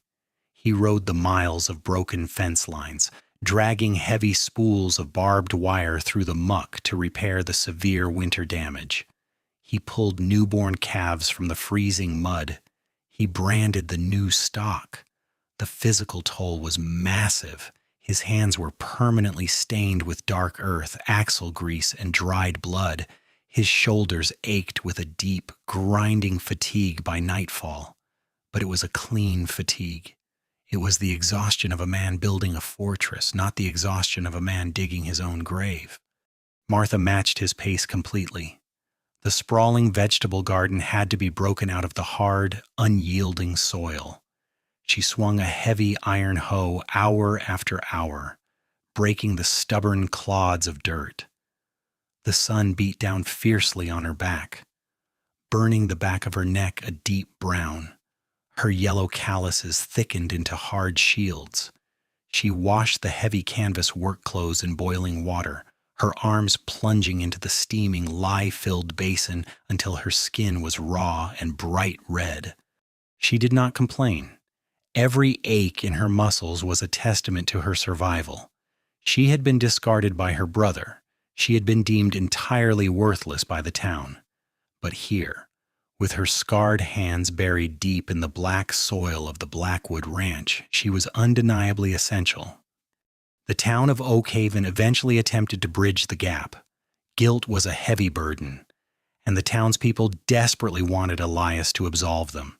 They wanted to pretend they had not stood idly by while his foreman tried to execute him in broad daylight. Reverend Miller drove his polished black buggy up the muddy track one Sunday afternoon. He wore his finest wool suit. He carried a large, covered tin. He stepped onto the porch, carefully avoiding the mud, and knocked on the solid front door. Elias opened it. He wore his heavy work boots and a sweat-stained shirt. He did not step aside to invite the Reverend inside. Miller offered a nervous, highly practiced smile. "Elias, it is so good to see you standing tall again. The whole congregation has been praying for your swift recovery. We were all so deeply deceived by that wicked man. We want to welcome you back into the fold." He held out the tin. "The women of the parish baked a beef pie for you and your housekeeper." Elias looked at the tin.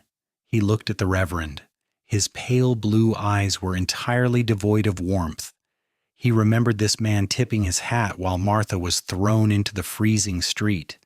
He remembered this man preaching eloquently about Christian charity while Elias drowned in a whiskey bottle. "The dog is hungry, Reverend," Elias said. His voice was a low, flat gravel. He took the heavy tin from Miller's hands. He turned and dropped the pie directly into the dirt near the porch stairs. The old coonhound immediately lumbered over and began eating the crust. Miller's face flushed a deep, embarrassed crimson. "Elias, we only meant to show charity." "Keep your charity strictly inside the town limits," Elias replied coldly. "We don't need it here." Elias shut the heavy door directly in the Reverend's face. The iron latch clicked loudly. The buggy drove away in a panic, the wheels spinning desperately in the thick mud. The boundary was officially, permanently drawn. The Blackwood Ranch was a sovereign island. Inside the house, the rhythm of survival slowly shifted into the rhythm of permanence. Martha's thin canvas cot in the freezing pantry was no longer acceptable. Not because Elias offered grand, sweeping romantic gestures, but because it was completely impractical. A woman who managed the logistics of a sprawling cattle ranch needed proper rest, not a broom closet. One evening, Elias walked down from the second floor carrying the heavy, solid oak bed frame from the guest room. He carried it single-handedly, his broad shoulders straining under the massive weight. He carried it directly into the spacious room on the ground floor, the room that caught the early morning sun. He set it down. He did not ask her if she wanted it. He simply built it. He carried down the thick feather mattress. He laid it flat.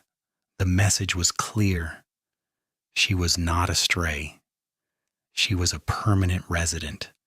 But the final unspoken vow between them did not involve flowers or rings exchanged in a church. It involved wood, iron, and ink. The back door of the kitchen had always hung crooked on its rusted hinges. The severe winter frost had warped the wood. It rattled violently in the wind and let in a constant biting draft. Martha hated that door. It made her morning fires difficult to start. It was a persistent, annoying flaw in her strictly ordered domain. On a Tuesday evening, after the supper dishes were scrubbed clean and put away, Elias walked into the kitchen. He carried a heavy iron hammer, a sharp wood plane, a chisel, and a small box of long brass screws. Martha stood by the sink, drying her hands on a rough cotton towel. She watched him. Elias knelt on the floorboards. He took his hammer and forcefully knocked the iron pins out of the rusted hinges. He lifted the heavy wooden door entirely off its frame. He laid it flat across two sturdy wooden sawhorses. He went to work. The harsh, rhythmic scraping sound of the iron plane peeling long, curled ribbons of wood off the warped edge echoed through the quiet house. He worked with intense, silent concentration. He chiseled out deeper, cleaner grooves for the new brass hinges. His hands were perfectly steady. He measured the frame. He measured the door. He worked for 2 solid hours.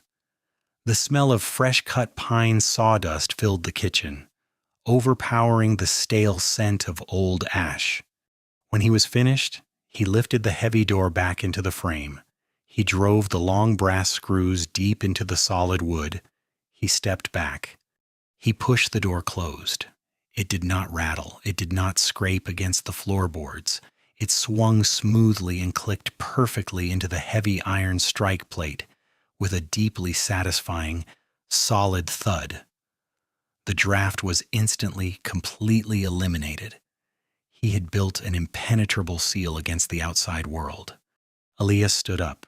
He wiped his greasy hands on a cotton rag. He walked out of the kitchen and into the drafty hallway. For 6 months, Martha's thin, worn wool coat had hung on a single bent nail driven into the wall near the parlor window. It was the coat of a transient, the coat of a woman who was ready to be thrown out at a moment's notice. Elias reached out and pulled her coat from the bent nail. He walked to the main entryway of the house. Mounted on the solid wall was a thick wooden rack with heavy brass hooks. Elias's thick canvas winter coat hung on the first hook. Next to it was an empty brass hook. It had been empty for a year. Elias took Martha's coat. He draped it deliberately over the empty brass hook. The thin wool of her coat brushed gently against the heavy canvas of his. It was a permanent fixture. She was not leaving. She was permanently anchored to the wall of his house. He turned around. Martha was standing in the hallway, watching him. Her dark, observant eyes tracked his every movement. She saw the repaired door. She saw the coat on the brass hook. Elias reached into the breast pocket of his clean flannel shirt. He pulled out a folded piece of heavy legal parchment. It was the updated deed to the Blackwood Ranch, finalized by the federal land office that very morning. He walked to the small wooden table in the hallway. He set the heavy parchment down. He unfolded it flat against the wood. He tapped the bottom of the page with his calloused index finger. Martha walked over. She looked down at the paper. Below the heavy, aggressive type of the legal boundaries, Elias's sharp signature was scrawled in black ink, but directly beneath his name, the bank had formally typed a new line. Co-owner Martha Hayes. He had not given her a ring. He had given her half the valley. He had given her half the timber, half the cattle, and half the deep water rights. It was not a gift of charity. It was back pay. It was absolute, legally binding equality for the woman who had fought a treacherous wolf with a pair of fabric shears to save his life. Martha stared at her name on the legal deed. She had been brutally robbed of her inheritance by her own blood. She had been thrown onto a train with nothing but a battered leather trunk. Now, her name was permanently burned into the history of the western frontier. She did not gasp. She did not cry. She did not throw her arms around his neck in a dramatic display of affection. Such things were fragile. Such things could be easily broken by a harsh winter. Instead, Martha reached out with her heavily scarred right hand. She gently touched the thick black ink of her name. Then, she looked up at Elias. She gave him a single deep nod. Elias met her gaze. The fierce, pale blue light in his eyes softened for a fraction of a second. He nodded back. Martha turned and walked to the cast iron stove. She picked up the heavy iron kettle. She poured 2 identical cups of scalding black coffee. She carried them back to the parlor. She handed one directly to him. Outside, the sun finally dipped below the jagged peaks of the western mountains. The vast, sweeping darkness of the frontier night swallowed the plains whole. The wind began to howl again, battering against the raw timber of the house. But inside, the back door did not rattle. The freezing draft did not penetrate the walls. They didn't need the town's permission to exist. The lamp burned between them, and it was enough. More than enough. It was everything.